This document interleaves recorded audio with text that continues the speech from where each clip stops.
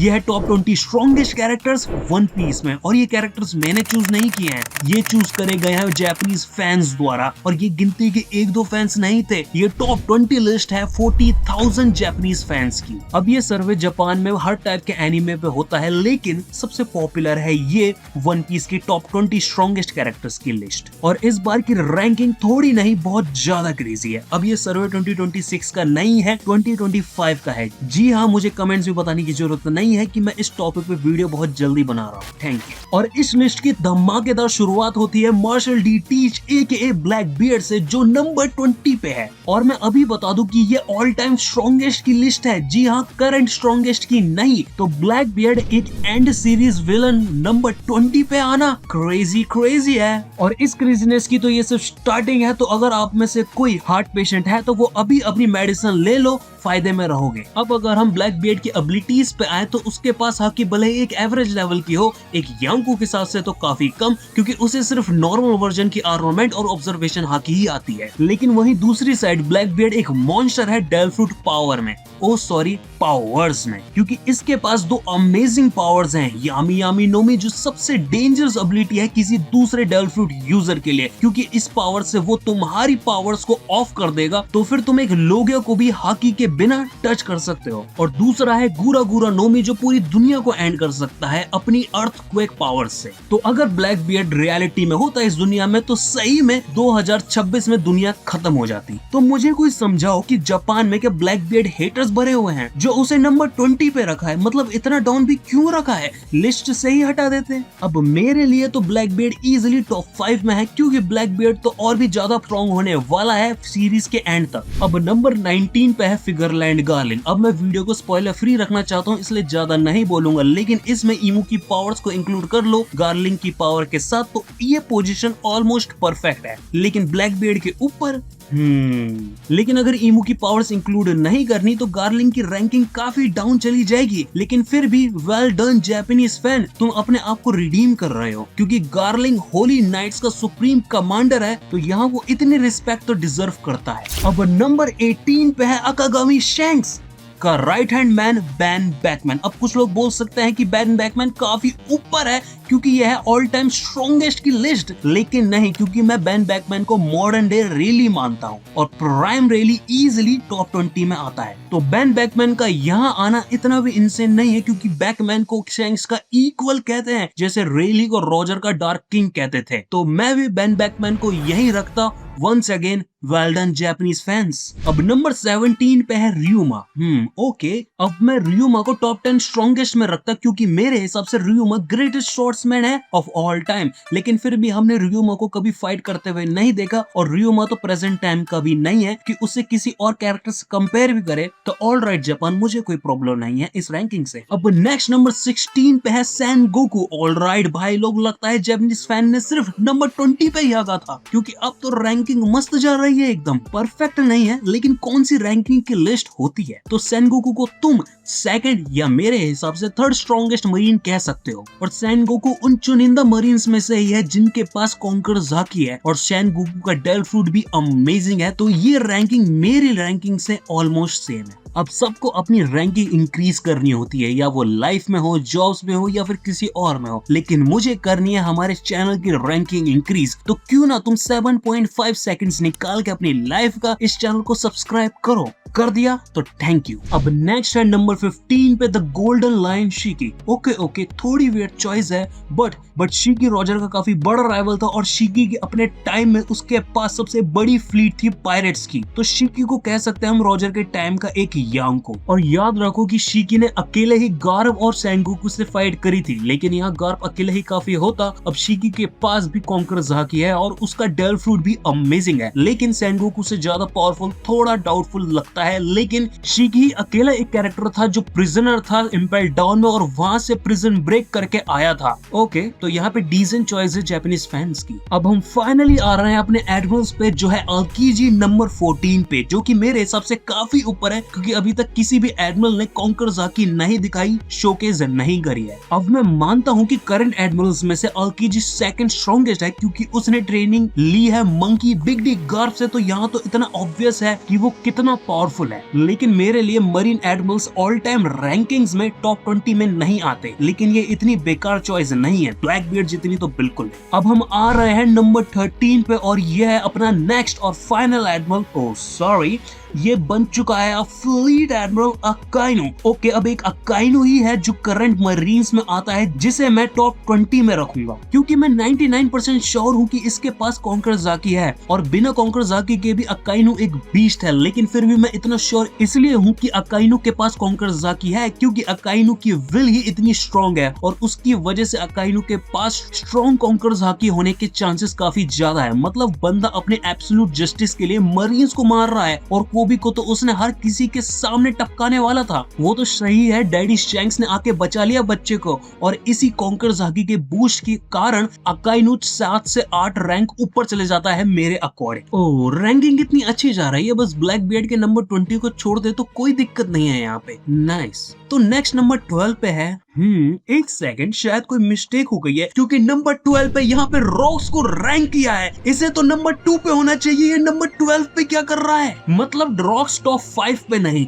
Top 10 में भी नहीं, रॉक्स नंबर 12 पे रखा है। अबे ब्लैकबीयर्ड के खानदान से कोई प्रॉब्लम है क्या जापानीज फैंस को? इस बंदे ने अपनी एंट्री में ही एक एडमिरल को इतना बुरा मारा था कि उसे कोई भी डॉक्टर बचा नहीं पाया था, और इसकी फर्स्ट एंट्री यही नहीं रही कि उसने उसके बाद ईमू के चेम्बर्स में जाके उसको धमकाया। रॉक्स को डिफीट करने के लिए प्राइम गार्थ और प्राइम रॉजर लगे थे। हाँ, रॉक्स यहाँ टोमी रिवर्स था, लेकिन फिर भी नंबर 12 पे मैं मान सकता हूँ कि रॉजर इससे आगे हो सकता है, may be shanks, white beard और गार्थ, लेकिन 11 कैरेक्टर्स रॉक से पावरफुल हैं, ये कैसे पॉसिबल है? वन पीस 500 चैप्टर्स आगे चल रहा है क्या जापान में, जो उन्हें न्यू पावरफुल कैरेक्टर्स मिल रहे हैं रॉक से आगे रखने के लिए? लगता है ये 2025 की रैंकिंग नहीं, ये 2035 की रैंकिंग्स हैं। तभी रॉक्स उस पायरेट क्रू का कैप्टन जिसमें Big Mom, Kaido, Whitebeard, Shiki थे, रॉक्स जिसे रॉजर का ग्रेटेस्ट और मोस्ट पावरफुल राइवल बताते थे, ये रॉक्स डी ज़बैक नंबर 12 पे है। ओह माय गॉड, लेकिन कोई नहीं, अब ये रैंकिंग इससे ज्यादा बुरी नहीं हो सकती ना गाइस, क्योंकि इससे ज्यादा वर्स्ट रैंकिंग पॉसिबल ही एग्जिस्ट कैसे हो सकती है ना? तो यही सोच के आगे बढ़ते हैं। ओह माय गॉड, ये लिस्ट सीरियस नहीं है भाई। नंबर 11 पे ईमो है यार, व्हाट द हेल, कॉमेडी चल रही है यहाँ पे। जो कैरेक्टर्स 1 और 2 पे होने चाहिए वो 11 और 12 पे क्या कर रहे हैं ब्रो? Are you serious? ओ भाई, मेरे दिल के लिए ये लिस्ट बहुत ही लीथल है, मेरे को मार डालेगी ये रैंकिंग्स। ईमो की पावर गॉड टेरिटरी में है, उसके पास लिटरली स्ट्रॉन्गेस्ट कॉन्कर ज़ाकी है वन पीस में, और ये कॉन्कर ज़ाकी इतनी पावरफुल तब है जब ये पर्सनली नहीं आ रहा है। ये रॉक्स जैसे कैरेक्टर्स को यूं कंट्रोल कर सकता है। इसका डेविल फ्रूट नीगा डेविल फ्रूट का डेविल वर्जन है। ये अकेले एल्फबर्ट जैसी कंट्री जो वन पीस की स्ट्रॉन्गेस्ट नेशन है उसे अपने घुटनों पे ला सकता है। ये हर चीज में नंबर 1 है, नंबर 1 हॉकी में, नंबर 1 डेविल फ्रूट पावर्स में, नंबर 1 इन्फ्लुएंस में। तो ये इस लिस्ट में नंबर 1 क्यों नहीं है? और कैसे पॉसिबल है कि इससे ज्यादा पावरफुल 10 कैरेक्टर्स तुमने ढूंढ लिए हैं वन पीस में? शायद तुम जॉय बॉय कह सकते हो, लेकिन जॉय बॉय भी किससे आ रहा था? ईमो से ही। लेकिन अगर फिर भी नंबर 1 पे जॉय बॉय है तो कम से कम नंबर 2 पे तो रखो ईमो को, जो करंट सुप्रीम रूलर है वन पीस वर्ल्ड का। मैन, 40,000 से ज्यादा लोगों ने इस लिस्ट पे वोटिंग करी है। कौन सा माल फूक रहा है मुझे भी तो बता दो, यहाँ भी भेज दो थोड़ा सा गाइस। मैं आगे कंटिन्यू नहीं करना चाहता इस वीडियो को, लेकिन अब जो स्टार्ट कर दिया है तो फिनिश करना तो होगा। तो हम फाइनली आ गए हैं टॉप 10 में, जिसमें ब्लैक बियर्ड नहीं है, रॉक्स नहीं है, फ्रिकिंग ईमो भी नहीं है। क्रेजी। तो नंबर 10 पे है काइडो, ईमो से एक रैंक ऊपर स्ट्रॉन्गेस्ट लिस्ट में। ये सेंटेंस कहना ही क्रेजी है, लेकिन मूव ऑन करते हैं जैसे बंदी तुमसे करती है 2 मिनट में। तो काइडो नंबर 10 पे कोई बैड रैंकिंग नहीं है, क्योंकि काइडो अकेले ही रूफ पीस में 5 सुपरनोवास को हैंडल कर रहा था, और यहाँ काइडो के पास हर टाइप की हकी है एडवांस वर्जन के साथ, और काइडो की कॉन्कर ज़ाकी भी काफी स्ट्रॉन्ग है, और साथ ही में ड्रैगन जैसा इंसेन डेविल फ्रूट भी काइडो की काफी हेल्प करता है। तो नंबर 10 पे ऑलराइट। अब नेक्स्ट नंबर 9 पे है, ओहो तुम जोरो फैंस भी ना यार, नंबर 9 पे है रोरोनोआ जोरो। जो चल रहा है यहाँ पे है जोरो पावरफुल है, लेकिन नंबर 9 पे काइडो से ऊपर, ब्लैक बियर्ड, ईमू रॉक से ऊपर। ब्रा,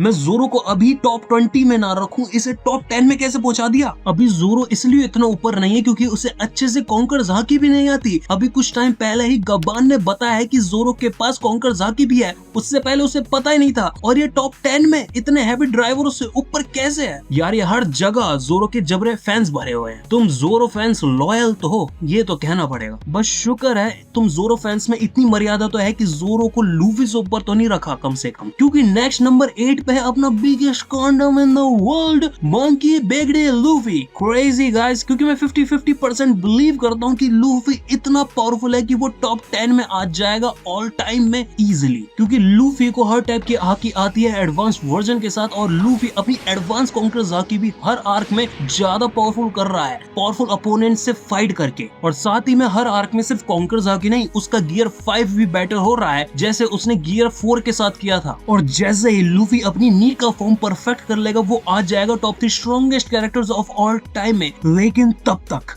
मेरे अंदर का लूफी फैन वेट कर रहा है लूफी की नी का मैडनेस देखने के लिए। अब नंबर 7 पे वो है जिसकी बॉल से लूफी निकला है, वो है उसका पापा mister east AKA monkey D big dragon. अब ड्रैगन की पावर के बारे में कुछ ज्यादा नहीं जानते, लेकिन अब वो इतना ऊपर इसलिए है उसकी फैमिली, उसके रोल और उसकी हाइप के लिए। फर्स्ट, फैमिली, ये बेटा है गार्प का जो इजिली स्ट्रॉन्गेस्ट मरीन है वन पीस में, और इसका बेटा जो सिर्फ 19 साल की उम्र में एक यांको है। सेकंड रीजन है क्योंकि ड्रैगन है रेवोल्यूशनरी आर्मी का लीडर जो डायरेक्ट ही अपोज करती है सेलेस्टियल ड्रैगन के रूल को। और थर्ड रीजन की पॉसिबली कि ड्रैगन की बाउंटी हाईएस्ट बाउंटी हो सकती है वन पीस में रॉजर से भी ज्यादा। अब high bounty equals high power नहीं होता, मुझे पता है, क्योंकि चॉपर की 1000 बेरीज बाउंटी है और बगी की 3 बिलियन बेरीज से भी ज्यादा है, लेकिन हाइप जरूर क्रिएट करती है इतनी बड़ी बाउंटी, तो इसलिए ड्रैगन मेरी लिस्ट में भी इतना ऊपर होता। अब नेक्स्ट नंबर 6 पे सिल्वर्स रेली। वाओ, अब मैं भी रेली का मीट राइडर हूँ, लेकिन इतना भी नहीं ब्रो। अब प्राइम रेली बीस्ट था नो डाउट, क्योंकि रेली की जितनी हाकी मास्टरी शायद ही किसी और ने करी होगी, क्योंकि आज उसका स्टूडेंट प्रोटोजे हम देख सकते हैं कि कितना बड़ा बन चुका है हाकी में। और रेली अपनी ओल्ड एज में भी एक एडमिरल की बराबरी कर सकता है, और रेली ने खुद कहा था कि वो अभी अपनी ओल्ड एज में ब्लैक बियर्ड को डिफीट नहीं कर सकता, लेकिन अपनी प्राइम में हरा देता करंट ब्लैक बियर्ड को, जो कि क्रेजी है। और बाय द वे, रेली इतना हाई है तो रॉजर कौन सी रैंकिंग पे बैठा हुआ है ब्रो? तो फाइनली हम आ गए हैं टॉप 5 स्ट्रॉन्गेस्ट कैरेक्टर्स पे, और प्लीज यहाँ पे बगिया उसा मत डाल देना, वरना मैं अपने साथ क्या कर सकता हूँ मुझे नहीं पता। अब गार्प कुछ ज्यादा ही बड़ा चैड है, बिना कोई डबल फुट पावर के, यहाँ तक कि बिना कोई तलवार के एक एलीट फाइटर है वन पीस का। तो यहाँ गार्प हर टाइप के हाकी का मास्टर है, और इसकी कॉन्कर्स हाकी के पंचेस आइलैंड डिस्ट्रॉय कर देते हैं। इसकी मुट्ठी में न्यूक्स हैं, न्यूक्स जो पड़ते ही बूम। और ये पावर शोकेस तब का है जब गार्प अपनी प्राइम से बहुत बाहर है। अब यहाँ गार्प फिजिकली बहुत पावरफुल भी है, क्योंकि यहाँ वो बिना हाकी यूज करे शिप्स को डिस्ट्रॉय कर रहा है। ये एक स्पीड डीमन है, और गार्प का स्टैमिना भी बहुत ज्यादा है फाइटिंग में, तो यहाँ दादाजी ऑलमोस्ट किसी से भी डिफीट नहीं हो सकते, इसलिए नंबर 5 अमेजिंग। अब नेक्स्ट नंबर 4 पे है वाओ, ओके, ड्रैक्यूल मीहॉक। यहाँ जोरो फैंस ही होंगे जिन्होंने मीहॉक को इतना ऊपर रखा है। अब देखो, मीहॉक है स्ट्रॉन्गेस्ट स्लैश ग्रेटेस्ट स्वॉर्ड्समैन, तो ये एलीट है, इसमें कोई डाउट नहीं है। और मीहॉक की बाउंटी भी क्रेजी है, 3.6 बिलियन बेरीज, जबकि एक कैप्टन भी नहीं है क्रॉस गिल्ड का। और मीहॉक के पास of course advance conqueror's haki है, क्योंकि जोरो के पास भी है। और मीहॉक की आर्मामेंट हाकी की मास्टरी भी एलीट है, क्योंकि उसके पास है एक ब्लैक ब्लेड, जो मीहॉक को छोड़ के सिर्फ यूमा के पास था, जो कि नंबर 17 पे था। तो रिसेंसी बायस दिख रहा है यहाँ पे वन पीस फैंस का। अब नंबर 3 पे है मीहॉक का लंगोटिया। यार उसका चडी बडी, उसका जुड़वा भाई, ऑलमोस्ट वन पीस का डैडी अकागामी शैंक्स। अब शैंक्स का यहाँ होना अनएक्सपेक्टेड बिल्कुल नहीं है, क्योंकि शैंक्स है मॉडर्न डे रॉजर, और शैंक्स की हाकी फ्रीकिंग जॉय बॉय की हाकी से कंपेयर हुई है। तो यहाँ शैंक्स इतना ऊपर होना तो डिजर्व